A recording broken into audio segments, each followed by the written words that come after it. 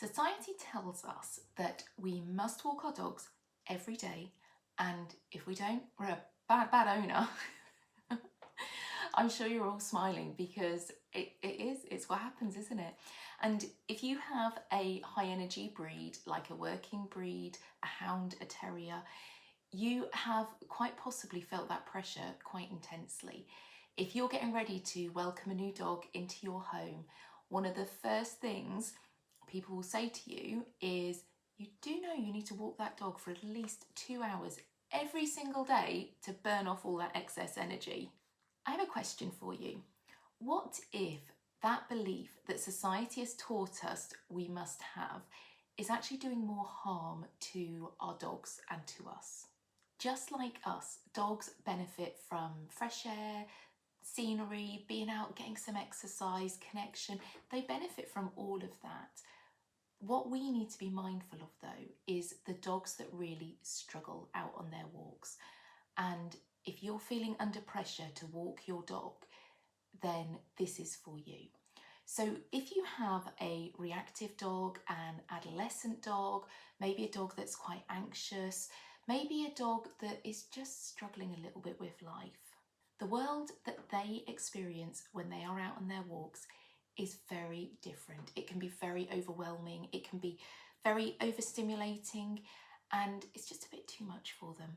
So while we are supporting our dogs through these struggles, when we look at the bigger picture, that is when we are able to truly support them with their training. And you know what? Your training will flourish. And guess what? You can reduce your dog walks, especially if your dog is struggling out on their walks. Just like us, dogs will build habits through rehearsal. Now, this is their physical behaviour. It's also their emotional state. So if you have a dog that every time they go out on a walk, they get overexcited or they get nervous or they get frustrated because they want to go and see all the other dogs and they want to go and play with their friends, or they get really, really worried, what you'll find is, as well as them rehearsing the behaviours that they are showing us, so whether that be excessive barking, pulling on the lead, getting way too overexcited, they are also experiencing a rehearsal of their emotional state. So if your dog, for instance, rehearses every time they go out on a walk feeling anxious, they are building that habit, and what is happening is their brain is going, when I go out walking, I feel anxious, or I feel frustrated, or I feel nervous, or I get overexcited and I get really, really bubbly and excited and I start pulling on the lead. So the longer our dogs spend out on these walks, the more they are rehearsing the very emotions we actually want to help them with. So what can we do? First of all, we can reduce our walks. It's in our dog's best interests, and we're going to look a little bit further into this. So how about dogs that have just experienced a really highly emotional situation? Maybe they have been to the vets and it was quite a traumatic vet visit.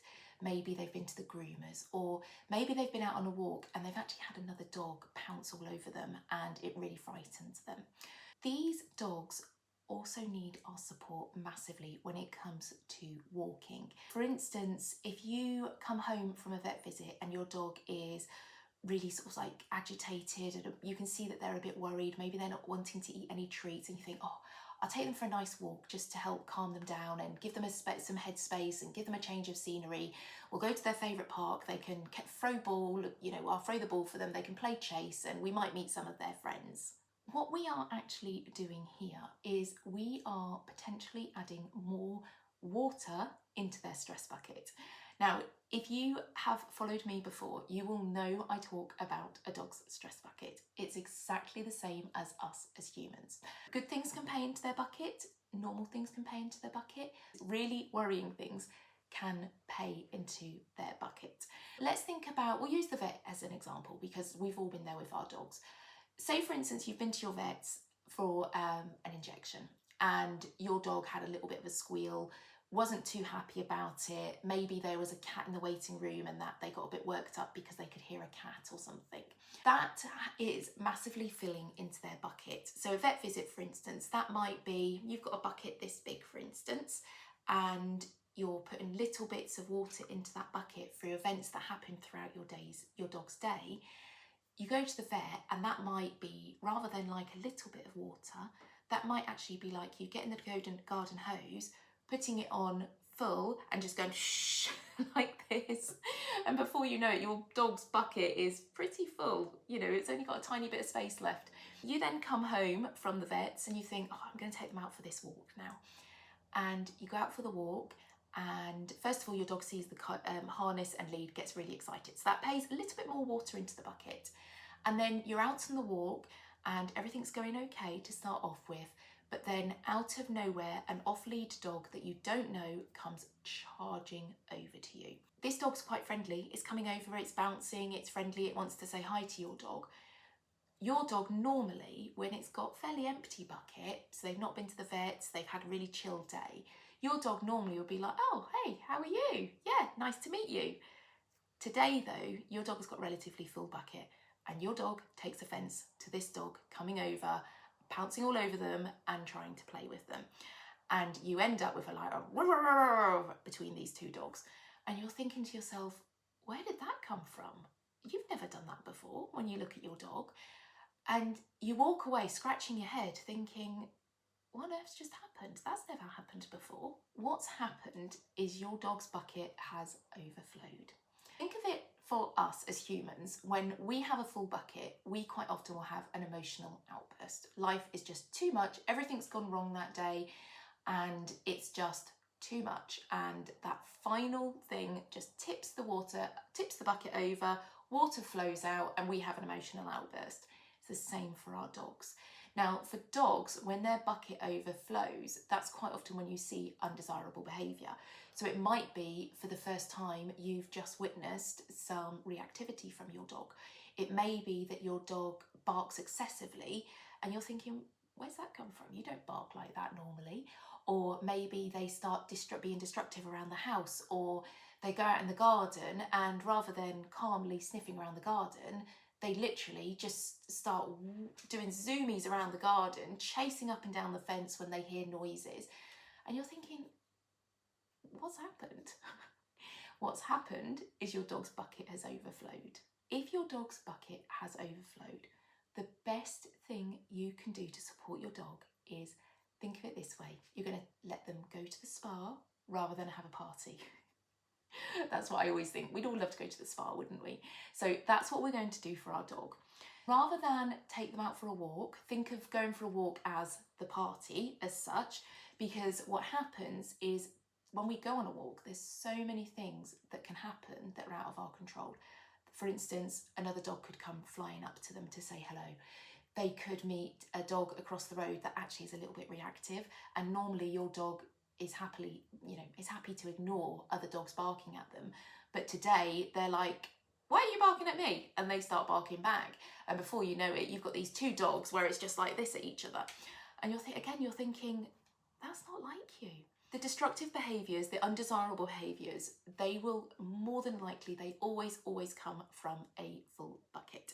So if you know your dogs better than anyone else, and this is what I always say to my owners when I'm working with them, you know your dogs. And when you start to recognise that their bucket is starting to get full, you can prevent it from overfilling and you can help empty it. And one of the best ways to help it empty is to let them go to the spa, which is what I always say, let them go to the spa. And the best way you can do that is you stay home, you let them decompress. You might give them, say, a frozen Kong with their favourite food, because the licking will help release those calming endorphins. So if you've got a dog with a full bucket, helping just to calm them down is like gold. You might take them out in the garden and get some of their kibble, maybe their dinner, or some of their favourite treats, and do a little scatter feed in the garden, because again, the sniffing helps release those calming endorphins. And just let your dog chill. Don't have expectations from them. Don't think, oh, I must walk my dog, because again, society tells me I have to walk my dog every day. You don't.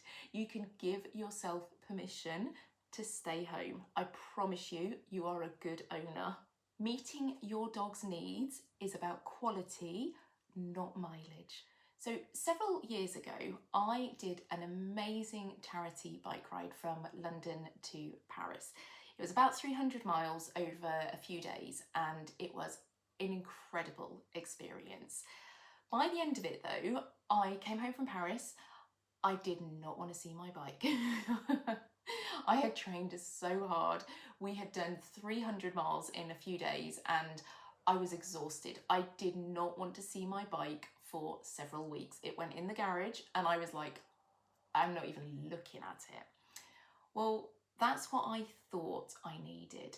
My body and my mind actually needed something else. After a couple of days of being home and not looking at my bike, which is what I thought I needed, I was really struggling. I felt restless.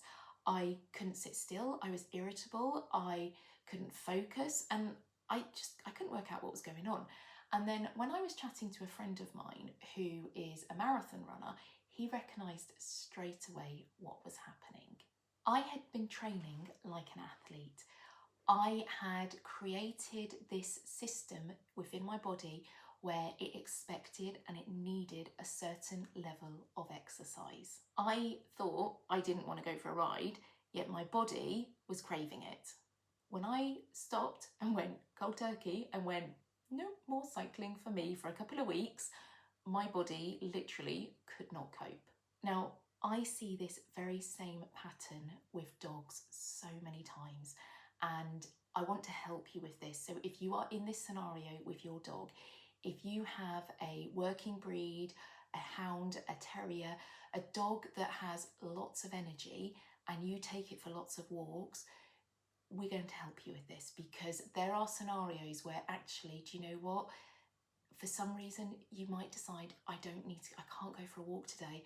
But actually your dog is looking at you going, yeah, we need to go for a walk. When we increase our dog's exercise in the hope of running them out of all of that excess energy, what we are doing is we are building their stamina and we are creating an athlete.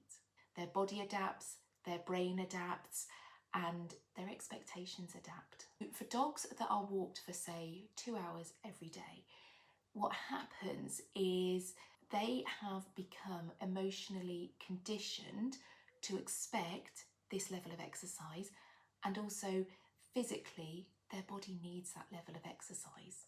So on the days where dogs are not walked for say 2 hours or however long they are used to, on those days, this is where owners start to see the manifestation of undesirable behaviours. This comes from the dogs feeling restless, feeling frustrated and unable to focus, and they just can't cope because their body and their mind is saying, I need, say, 2 hours of dog walking every day. Maybe they are barking excessively, maybe they are pacing around the house, they won't settle, maybe they're suddenly chasing the cat and you're thinking, why are you chasing the cat? You don't normally do that. Or maybe they're being destructive around the house with their toys or maybe your shoes. When this happens, it's not because your dog is being naughty, it's because we've trained an athlete. So let's look at another scenario that I am often asked to help owners and their dogs with when it comes to walking and behaviour. I know most of you will be familiar with this scenario, whether it's with your own dog, something you've experienced in the past, or you've seen it with another dog, or you've chatted with friends about it.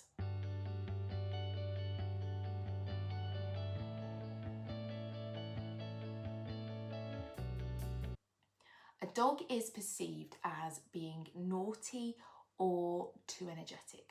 So the advice that is often given is you need to walk it more. Take it on longer walks, burn off all that energy. There are a number of issues that develop from this. Firstly, we're training an athlete. And secondly, the more you walk your dogs, the more stamina they have, and quite often that results in more energy. And again, more energy can mean more disruptive behaviours. So you end up in this vicious cycle where you end up walking them more and the behaviour declines. So you walk them even more and the behaviour declines even more.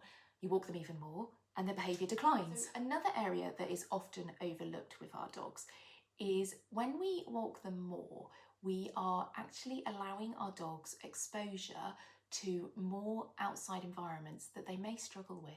So for instance, if you've got a dog that can be a little bit anxious and you take them out for walks and anything happens out on a walk, doesn't it? Like emergency vehicles go past, other cars go past, motorbikes go past, children playing, children on scooters. There's so much that can go on in the environment. So if you are at home training your dog and helping them to build their confidence, and then you're taking them out for 2 hours every day where everything is just too much for them, you're in a constant like catch-22 situation where the training you're doing at home is really good, but then you're taking them out for lots of walks. They're being exposed to everything that they don't have the skills to cope with yet. And that is basically making your training at home null and void. Let's look at a dog that is very barky and aware of everything at home. Movement, noises, everything triggers them and they're bark, bark, bark, bark, bark, bark, bark. And you think, oh, this dog's got so much energy. I'm just going to start taking it on more walks to tire them out. And that quite often is where our mind goes, doesn't it? We think, let me walk them more, I'll tire them out, and then they'll come home and they'll be quiet and they'll sleep. What happens is, for the majority of dogs in this scenario, is you take them out on a walk and movement and noise that is overstimulating in the house for them is also overstimulating out on walks for them. So the barking that you have in the house, you take them out for a walk and a car goes past, they're like, oh, what was that? What was that? And they're bark, bark, bark. Or they hear dogs barking in a garden down the road and they're like, oh, what was that? What was that? What was that? And they're not relaxing on their walk. They're hyper vigilant. They're aware of everything. And if you've got a dog like this, you will know exactly what I'm talking about. You then come home from your walk and your dog is so overstimulated, they're actually now back in the house and they're even more vigilant over noises and movement. And you're thinking, that was supposed to tire you out. And you've come home and you're even more, you're even more climbing the walls. It really can be a snowball effect of one struggle creating so many more struggles. So I have been lucky enough to be working with this beautiful Bracco Italiano and her amazing family. They brought me in because she's a high energy dog. She is absolutely beautiful. Her energy levels though, they're up here. And she's a big dog. As a family, they also foster a guide dog mummy, and she has just had the most beautiful litter of puppies. So to protect the puppies and the mummy, they knew that they would not be able to walk their Bracco for quite a while. For a lot of owners of working breeds, the mere thought of not walking your dog for several weeks would bring you out in a cold sweat. What her owners have been noticing, which is so lovely, is her behaviour choices since we reduced walks, and now since puppies have been born, we have totally stopped walks. Her behaviour choices around the house have been incredible. She is so much calmer. What we have been doing is playing our very specific training games in the home and in the garden, really focusing on the skills we actually want to help her develop. And her owners have noticed that she's much calmer in the house. When visitors come, there is no longer total chaos. She still gets excited. She still, it's her breed. And I always say this to owners, if you look at your breed, like if you have a spaniel where it's a busy brain dog, you can't expect them to be like, say, a greyhound, where somebody walks in the house and they go, they just don't even move, do they? They really love their sleep, greyhounds. You need to look at your individual dog and go, okay, we have currently got excitement level up here for this dog, and I would like to bring her down to, say, here. I don't need them to come down to here. That's not necessary. I just want them to be here where we've got a lot more calmness. They're actually capable of making good choices. They're not bouncing off the four walls. Visitors can come in the house and it's calm. You know, that total chaos just does not happen. Her owners have also noticed that her barking has massively, massively reduced. And we have not once trained her of, shh, no, stop barking, go over there, da da da. We've not done any of that. It's just been a beautiful effect of the training that we've been doing where her barking has massively reduced. She's also much, much calmer in the garden. They can actually let her out in the garden now, and again, it's relative calmness rather than total chaos. Now, you may also have a dog that pulls massively on lead or is extremely reactive. If you do, then this dog is going to be of very big interest to you. She first came to classes with me and her owner messaged me after her strong pulling had actually pulled her owner into a stream, which is, the thought of that is just horrific, and it could have been absolutely catastrophic for her. Thankfully, neither of them were hurt. I asked her owner if she would consider not walking her dog for the 6 weeks that we were going to be working together. And her face was like lots of people when I say that to them. I say, right, I would really love it if you would not walk your dog for, say, 6 weeks. I know the benefit of that, and I have seen it happen. When I say that to owners, especially when they have, you know, working breeds and they go out walking every day for miles and miles, it's a real shock. It works. And with her especially, she was a little bit of an overweight Labrador, and her owner, as much as the walks were incredibly painful for her as the owner, she was walking her dog every day, sometimes multiple times a day, because she was so conscious of the weight gain that her dog had had. Now, what I didn't realise, her owner didn't tell me this until the end of the 6 weeks, is at the end of the 6 weeks, she said to me that she'd actually had to tighten the harness twice during those 6 weeks. So a lot of the games that we play, we'll play them in the garden and you'll pop your lead and harness on to play some of the games. So she'd been popping the harness on and she'd actually had to tighten it twice. She'd not walked her dog for 6 weeks. So if you are worried that not walking your dog is going to be detrimental to their weight, hopefully this gorgeous girl has helped reassure you. So instead of walks, we focused on, like I said, these specific games for this girl, and it was all to help her build the skills so that she could walk nice and calmly on her lead, so that she could be out on a walk and everything could be nice and calm. They also lived in a very rural location and she was extremely reactive to horses. That was a real challenge for them with where they lived. So we helped her with that, and we did it all in the house and in the garden. And this footage that I'm going to insert was their first walk out after all of our training.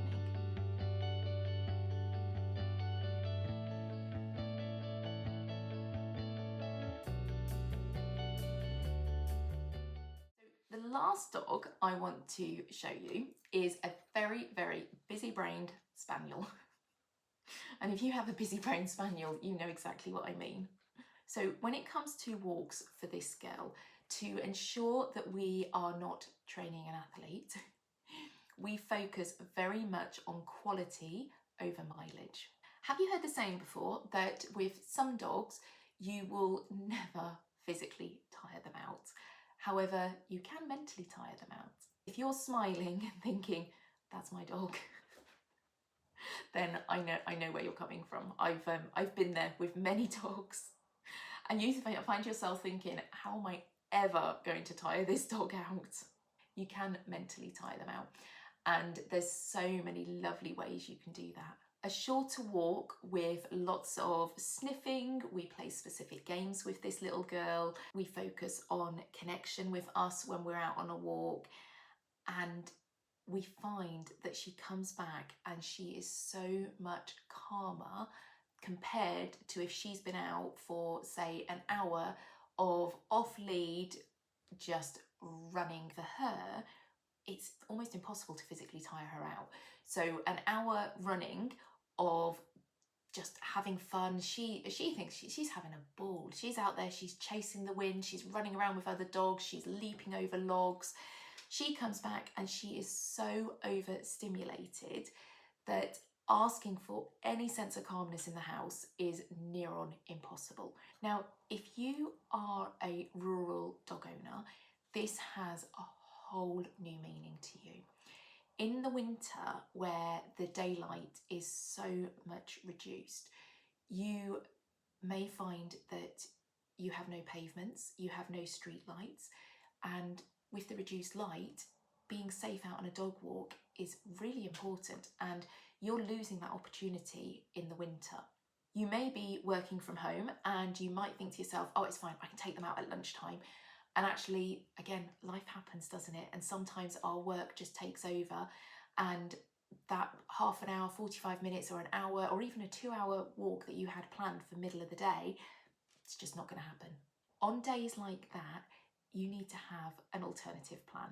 This is where having a dog that is easily able to adapt from one day going for a walk and the next day playing some very purposeful games in the garden, in the home, is like gold. Meeting your dog's needs isn't about doing more, it's about doing what's right for your dog.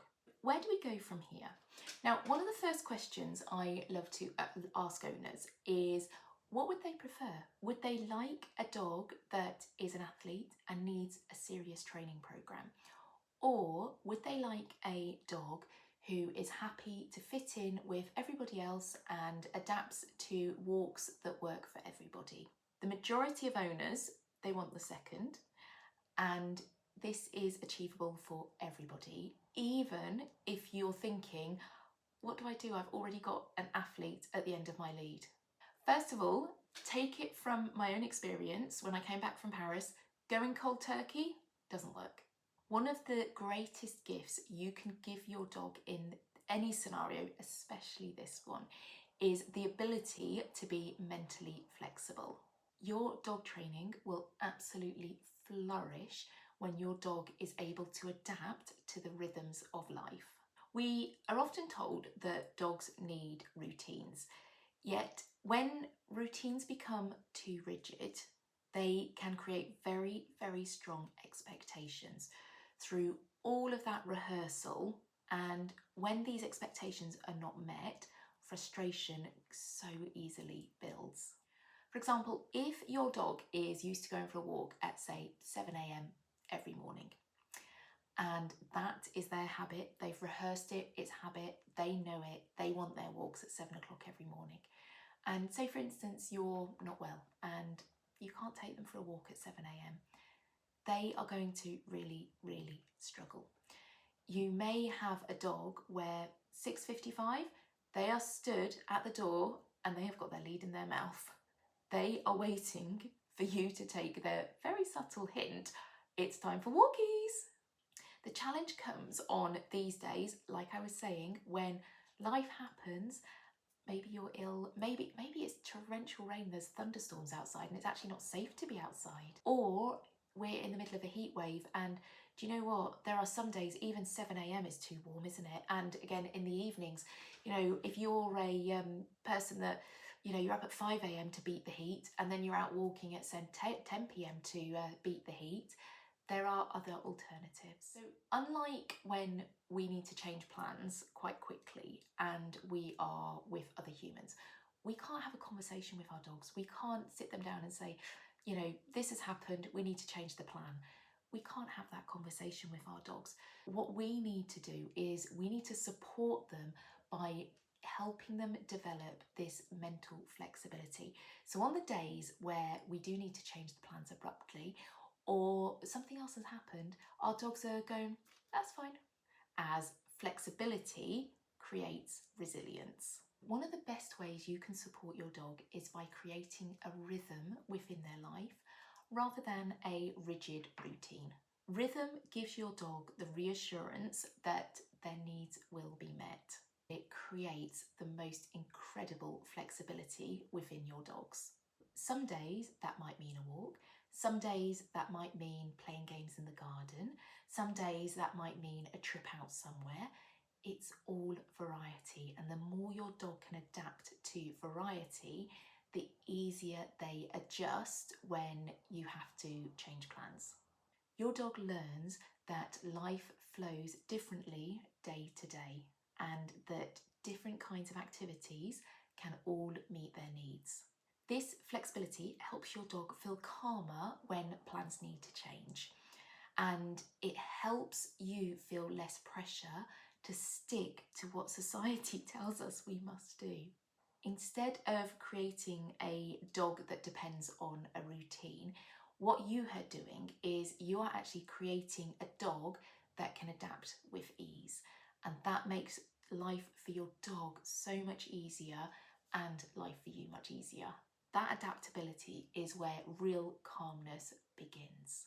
I would love to hear about your dogs. So, have you felt the pressure from others to walk your dogs for X number of miles or hours every single day? If this has helped you realise that you can give yourself permission to stay home some days, you don't have to walk your dog for miles or hours every single day. If this has helped you, then subscribe for future videos so that they make their way to you, and share with your friends as well. So if you've had conversations like this with your other friends about their dogs, or you hear them say, oh God, I don't know how I'm going to fit in 2 hours of dog walking tomorrow, share this with them, help them out, help them realise that there is another way.